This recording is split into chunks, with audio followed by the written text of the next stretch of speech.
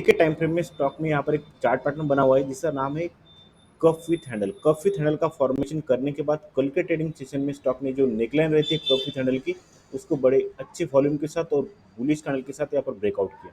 Breakout करने के बाद आज जो है स्टॉक यहाँ पर रिट्रेस करने के लिए भी आया, और रिट्रेस करने के बाद आज जो कैंडल फॉर्म हुए उसे हम यहाँ पर ये मान के चल सकते हैं कि अगर कल के ट्रेडिंग सेशन में इस कैंडल के ऊपर अगर स्टॉक ट्रेड करता है तो हमें अच्छी खासी यहाँ से बाइंग आ सकती है, क्योंकि ये जो पैटर्न रहता है वो बुलिश रिवर्सल चार्ट पैटर्न है, जो कि हमें ये संकेत देता है कि यहाँ से स्टॉक ऊपर की तरफ यानी कि बुलिश रैली कंटिन्यू कर सकता है। तो स्टॉक में जो यहाँ पर गिरावट आई थी, गिरावट आने के बाद स्टॉक ने यहाँ पर एक बॉटम क्रिएट किया, और बॉटम क्रिएट करने के बाद स्टॉक अभी ऊपर की ओर जा रहा है, ऐसा हमें यहाँ से हम प्रिडिक्ट कर सकते हैं।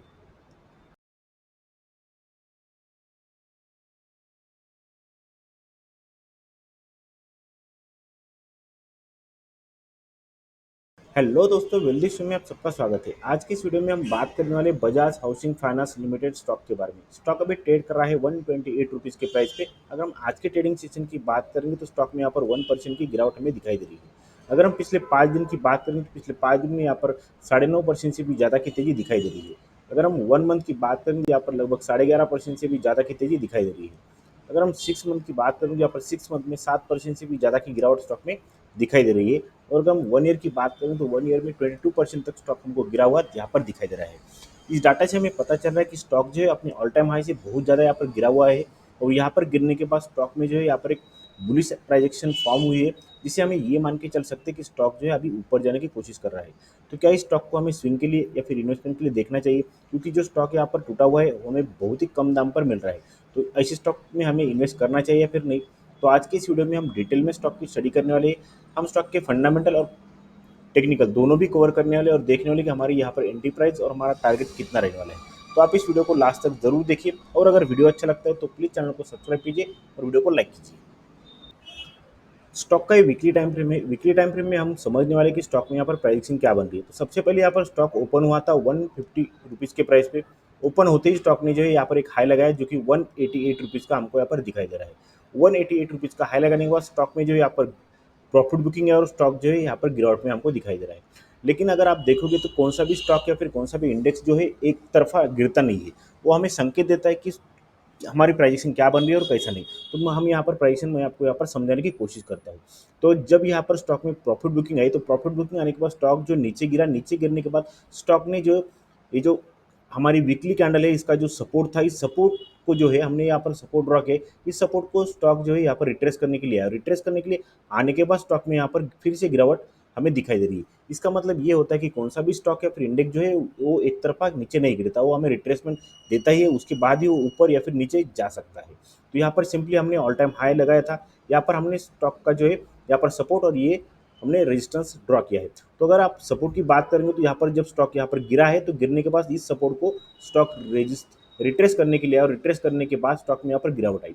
गिरावट आने के बाद जो है स्टॉक ने यहाँ पर एक बॉटम क्रिएट किया, जो कि लगभग 105 रुपये के करीब हमको यहाँ पर दिखाई दे रहा है। बॉटम क्रिएट करने के बाद जो है स्टॉक मल्टीपल बार यहाँ पर इसी जोन में ट्रेड कर रहा है, और इस जोन में ट्रेड करने के बाद जो है स्टॉक यहाँ से ऊपर जाने की कोशिश कर रहा है, ऐसा हमें यहाँ पर वीकली टाइम फ्रेम में पता चल रहा है।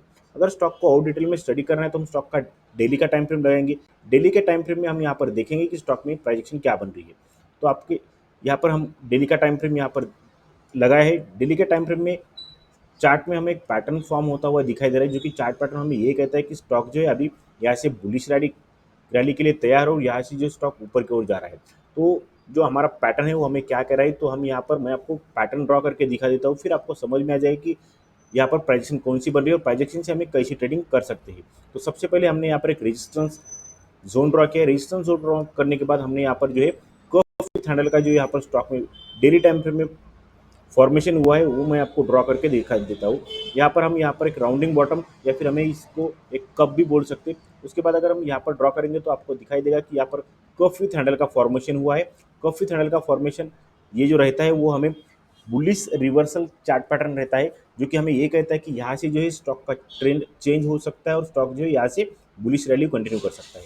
तो सबसे पहले हमने यहाँ पर जो है एक चार्ट पैटर्न ड्रॉ किया है जिसका नाम है cup with handle. Cup with handle का ये जो है यहाँ पर नेकलाइन है।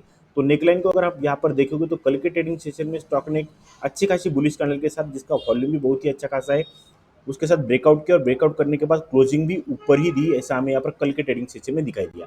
अगर हम आज के ट्रेडिंग सेशन की बात करेंगे, यहाँ पर जो है एक कैंडल फॉर्म की हुई है जिसका हम बेरिश कैंडल बोल सकते हैं। जो कि बेरिश कैंडल जो यहाँ पर फॉर्म हुए, इसका मतलब ये है कि स्टॉक जो है यहाँ पर रिट्रेस करने के लिए आया।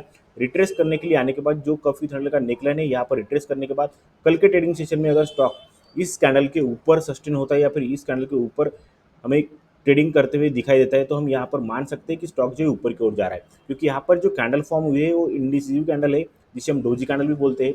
अगर इस कैंडल के ऊपर स्टॉक अगर ट्रेड करता है तो हमें यहाँ से डेफिनेटली हम ये मान के चल सकते हैं कि स्टॉक जो है ऊपर की तरफ जा सकता है।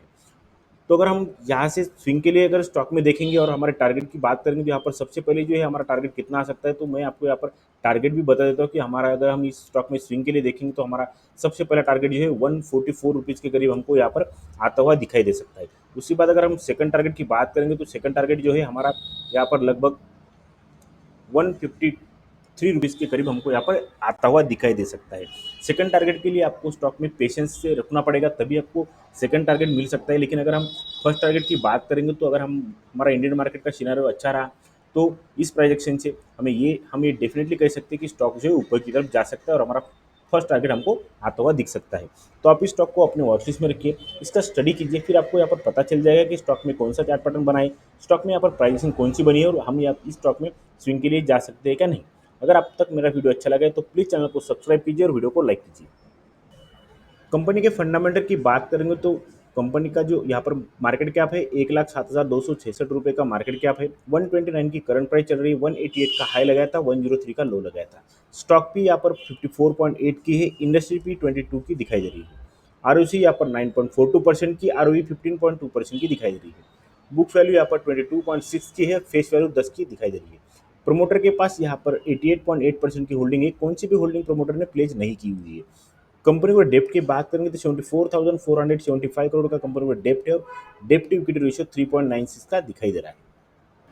कंपनी के क्वार्टर रिजल्ट की बात करेंगे तो सितंबर 2024 और दिसंबर 2024 का अगर हम डेटा चेक करेंगे तो यहाँ पर सितंबर 2024 में 2,410 करोड़ के रेवेन्यू थे, दिसंबर में 2,449 करोड़ के हमको रेवेन्यू दिख रही है, यानी कि रेवेन्यू में भी हमको अच्छी खासी ग्रोथ दिखाई दे रही है। अगर हम बात करेंगे फाइनेंशियल प्रॉफिट की तो सितंबर 2024 में 718 करोड़ के प्रॉफिट थे और वही दिसंबर में हमें 723 करोड़ के प्रॉफिट हमको दिखाई दे रहे हैं। प्रॉफिट में भी अच्छी खासी ग्रोथ हमको दिखाई दे रही है।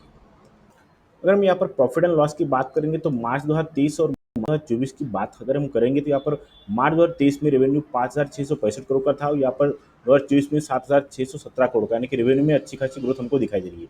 वही अगर हम बात करेंगे फाइनेंशियल प्रॉफिट की तो यहाँ पर 1734 करोड़ के 2023 में फाइनेंशियल प्रॉफिट है और यहाँ पर 2,200 करोड़ की जो है यहाँ पर मार्च 2024 में हमको फाइनेंशियल प्रॉफिट दिखाई दे रही है, यानी कि प्रॉफिट में भी अच्छी खासी ग्रोथ हमको दिखाई दे रही है। शेयर होल्डिंग पैटर्न की बात करेंगे तो प्रमोटर के पास 88% से भी ज़्यादा की होल्डिंग है, एफआई के पास 1% तक की होल्डिंग है, डीआई के पास 0.82% की होल्डिंग और पब्लिक के पास 9.32% की होल्डिंग हमको दिखाई दे रही है।